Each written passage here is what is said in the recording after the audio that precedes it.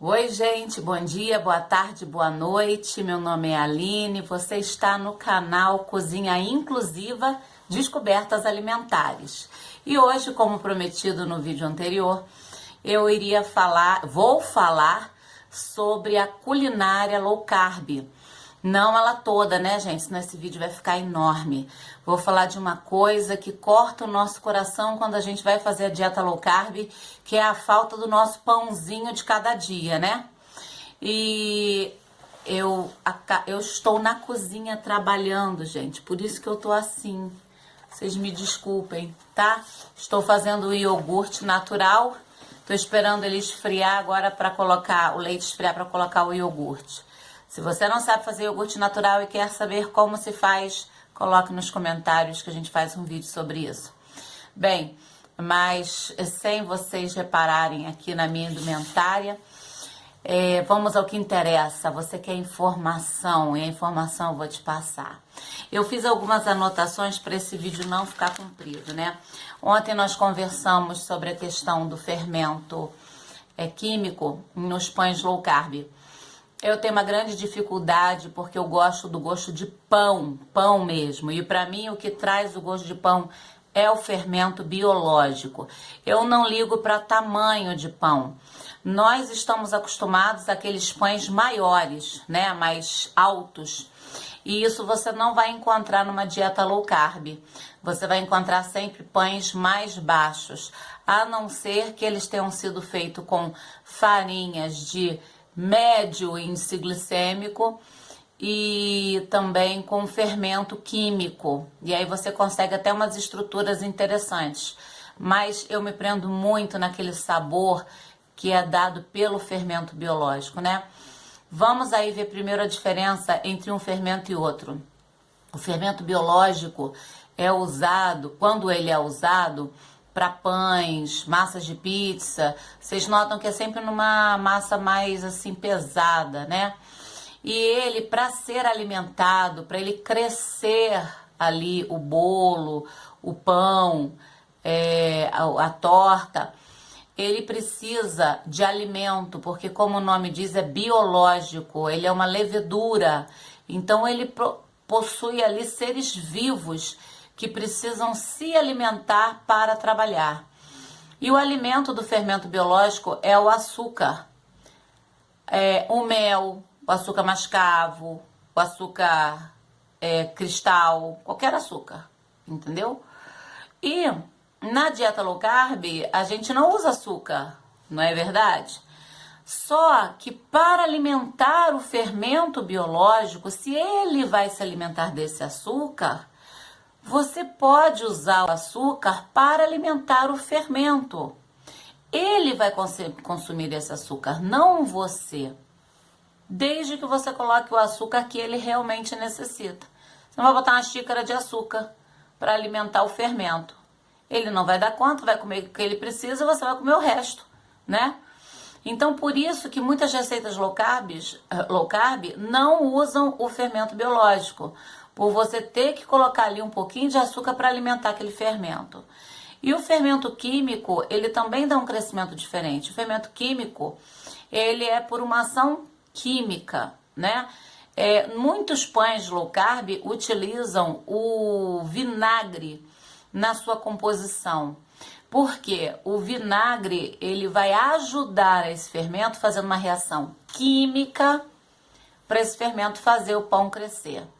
E por que o pão low carb não cresce? Eu vou fazer um pão e ele vai ficar enorme. Se você conseguir essa receita, por favor, pode patentear e vender.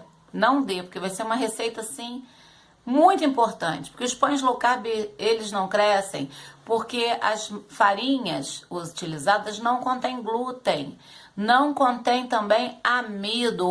No vídeo de ontem, nós conversamos sobre isso. Pães para pessoas com restrições alimentares a glúten, elas podem se beneficiar com farinhas que tenham amido. Se você conhece alguém que é celíaco, ou se você mesmo é celíaco ou intolerante ao glúten e não quer fazer uma dieta low carb ou não precisa, veja o vídeo de ontem que você vai gostar muito, porque lá a gente fala da farinha de arroz e fala das farinhas com amido, que produzem um mix de farinhas que você bota num pote e usa como se fosse o trigo. A dieta low carb não permite isso, por causa da farinha de arroz, que a gente não pode usar, e nem as farinhas com amido. Sendo assim, o nosso pão ainda fica menor, porque a gente não tem aí o amido para dar estrutura, tá? Por isso que os pães low carb não são grandes. Primeira coisa, desiluda-se se você pensa que vai fazer um pão low carb igual o pãozinho francês. Porém, podemos encontrar pães saborosíssimos, de fácil adaptação ao paladar e também trazendo aquele gostinho do fermento de pão, que eu acho que para mim foi assim o mais importante. Quando eu senti o gosto do fermento de pão, eu falei, estou diante de um pão, tá? E aí eu trouxe aqui uma colinha para dizer primeiro para vocês algumas farinhas utilizadas na low carb e que são de baixo índice glicêmico, tá? E são usados na panificação da low carb. Farinha de amêndoas, farinha de coco fina e grossa, todas as outras farinhas de oleaginosas você pode usar, né? Farinha de abóbora, de girassol, de soja orgânica, mas aqui no país só se você importar, né? E entre essas farinhas, as oleaginosas, você pode trocar uma pela outra. Por exemplo, eu acho a de amêndoa muito cara. Para fazer o meu pãozinho, o pãozinho nosso de cada dia, eu faço com farinha de castanha de caju e coloco também um pouquinho de farinha de banana verde, que na panificação low carb ela não é muito usada, porque ela não dá ponto. A de oleaginosa, ela por causa da gordura, ela dá um ponto melhor. Mas não atrapalha meu pão não esfarela, até porque sabendo que ela não é uma farinha que traz gordura na composição, eu coloco menos. E aí, gente, vale fazer o teste. O que eu quero deixar claro para vocês é que vocês têm condições de fazer os testes de vocês. Aqueles que já cozinham, coloquem em mente isso que eu falei. Farinha de panificação low carb, as oleaginosas. Fechou. E aí, por exemplo, eu vou trazer uma receita aqui agora para vocês que usa, eu não vou dizer de que é a receita e também, ela não é de pão, é de bolo, isso eu posso falar, porque nós temos aí os direitos autorais. Mas eu vou pegar como exemplo para falar com vocês dos ingredientes e para ver como é que vocês podem fazer os testes de vocês. Você pegou uma receita como essa: uma xícara de farinha de amêndoa, uma xícara de cacau em pó, uma xícara de coco ralado sem açúcar, uma xícara de farinha de coco, meia xícara de farinha de coco. Muito bem. As farinhas utilizadas são amêndoa, farinha de coco. Ai, mas a farinha de amêndoa tá cara. Pode trocar pela farinha de castanha de caju ou outra oleaginosa que você tem em casa, né? O cacau em pó, gente, não tem como trocar. Na minha dieta, por exemplo, eu posso usar até 50 gramas por dia de cacau 70%. Então, se eu tivesse cacau 70% e não tivesse 100%, eu poderia usar, sendo que iria até 50 gramas, né? Uma xícara de coco ralado sem açúcar. Ai, gente, eu não gosto de sentir o coco ralado. Não gosto. Não gosto do gosto do coco ralado. Você pode trocar tranquilamente por uma oleaginosa. Então, você troca aumenta de castanha de caju. Você pode trocar pela de amendoim, se você gostar de amendoim. Tem gente que gosta muito. Isso aqui é receita de um bolo de amendoim. Quem é que não gosta, né? Muita gente não gosta, mas muita gente gosta também. E aí vem a farinha de coco. A farinha de coco, ela é bem bacana porque ela não dá gosto de coco na receita. Ainda mais aquela mais fina. Se você comprou a grossa, bate, fica fina. Pronto, acabou o problema, né? E essa farinha de coco, ela vai trazer uma estrutura muito boa, porque você já tem muita oleaginosa aqui em cima, e ela é mais seca, então ela também não deixa ficar tão maçudo, porque o óleo, né, a oleaginosa, ela vai fazer a coisa ficar mais maçuda. E a farinha de coco aqui, junto com o coco ralado, ele vem com essa função aí de dar uma areada, vamos dizer assim, no seu bolo, né? Então vocês viram, eu fui olhando aqui e fui tentando trocar alguns ingredientes. É assim que a gente trabalha na low carb. Você tem que saber os princípios, porque tem gente que fala assim, ah, fiz a receita a receita tal, e não gostei, não ficou boa. Na verdade, para o teu paladar, pode não ter ficado boa. Então, se você sabe o que você pode trocar dentro dessa receita, fica legal, tá?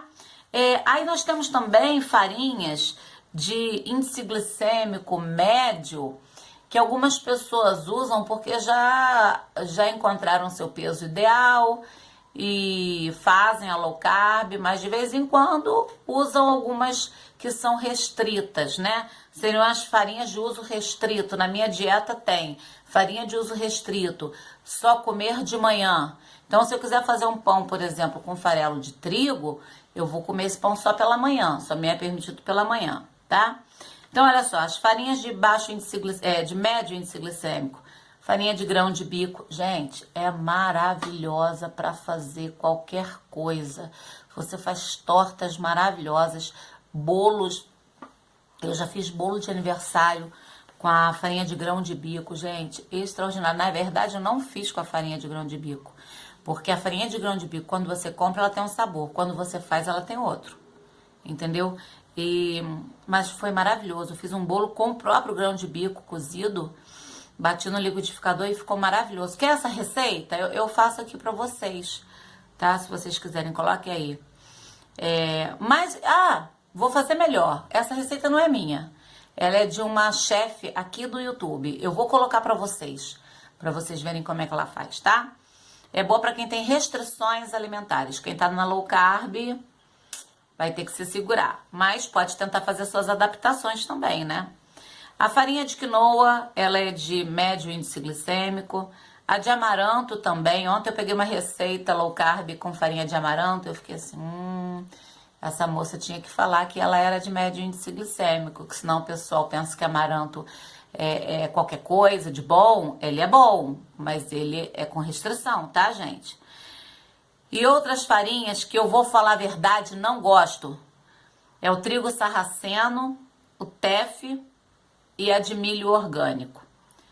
Todas elas são de médio índice glicêmico. Graças a Deus, porque eu não uso. E eu não gosto. Se alguém quiser testar a de teff, a de trigo sarraceno, fique à vontade, eu acho que vale. Eu não gosto por quê? Porque um dia eu experimentei, eu acho muito válido, tá? Tem gente que usa muito, principalmente a de teff tem gente que usa muito. É cara a rodo, mas tem gente que usa, né?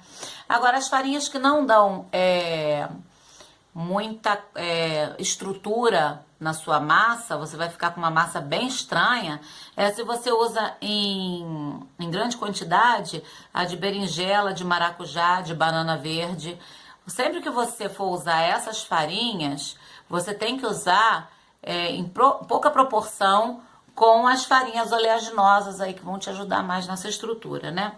Bem, sempre que você seguir uma receita low carb, você vai estar procurando sabor, textura, aparência e estrutura. Essas 4 coisas: sabor, textura, aparência e estrutura. Sabor. Não adianta você fazer um pão ou um bolo com farinha de amendoim, se você não gosta de farinha de amendoim. Ela vai sair com gosto de amendoim. Não adianta você fazer um bolo com farinha de banana verde ou biomassa nem tanto, mas a farinha de banana verde, se você não gosta de usar essa farinha, igual a mim, não adianta nada eu fazer algo com a farinha teff, né? Que no caso nem faria, mas se eu fosse fazer, eu não gosto. Então você tem que estar atento ao sabor que você procura, porque o sabor final, ele vai ter o sabor daquilo que você está colocando, né? A textura. Então você quer fazer um bolo vamos ver aqui numa farinha dessa aqui. você quer fazer um bolo de chocolate, né? E aí você quer um bolo bem estruturado. E você, aqui na nossa receita, tem uma xícara de farinha de amêndoa. E tem meia xícara de farinha de coco. Aí você fala assim, eu vou botar uma xícara de farinha de coco e vou botar meia de amêndoa, porque aí eu vou economizar de amêndoa. Mas também você mexeu na estrutura do bolo, entendeu? O teu bolo vai ficar com muita fibra e com menos gordura e sustentação, que é o que a farinha de amêndoa dá nesse bolo. Então, sempre toma cuidado com farinhas que são mais de fibras e com as farinhas que são que são as oleaginosas. Porque as farinhas que contêm fibra vão prejudicar se você colocar em muita quantidade. Vai ficar um bolo mais assim, com aparência até de pão integral de fibra, entendeu? Se alguém já comeu, sabe que não é tão maravilhoso assim, né? A aparência, não adianta procurar por aquele pão e aquele bolo enormes, altíssimos. Bolo até dá, por causa do fermento químico. Mas pro pão, não vai ter altura. Você não está errando a sua receita, não precisa jogar fora. Ela é baixinha mesmo, tá? A não ser o pão de frango. Tem receita de pão de frango na internet, procurem. Pão forte. Ele fica um tamanho maneiro, gostosíssimo, mas a base dele é frango, entendeu? Vamos ver mais o que a gente pode falar. Sobre psyllium, linhaça e goma xantana.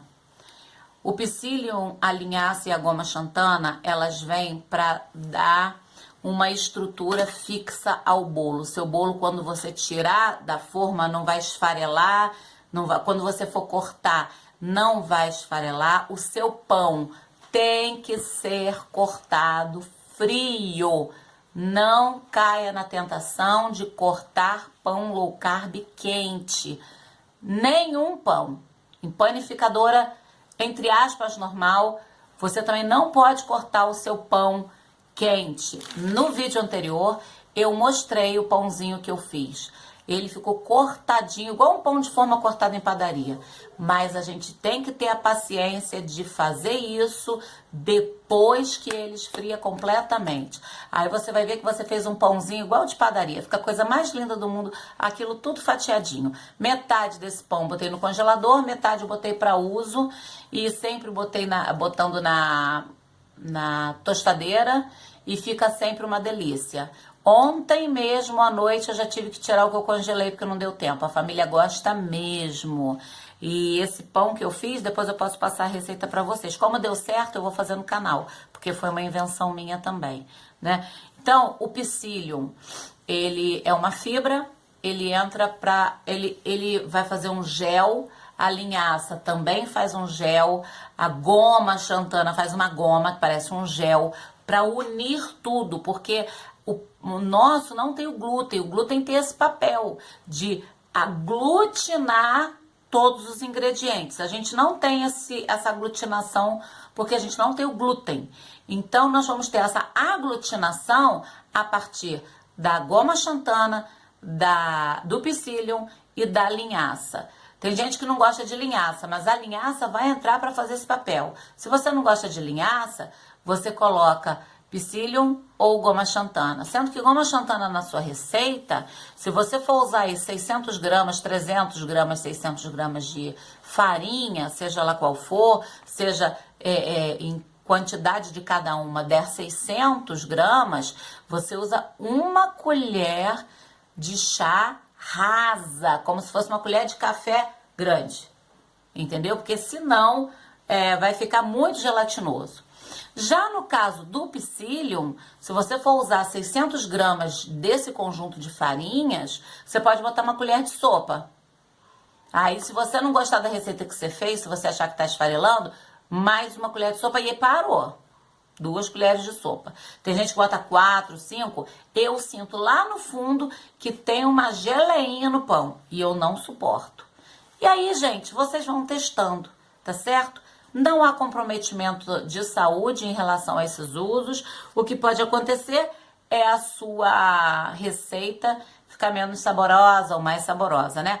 No caso de você usar o fermento biológico, você vai fazer o seguinte: você vai colocar, a minha receita vem com químico, mas eu quero fazer com biológico.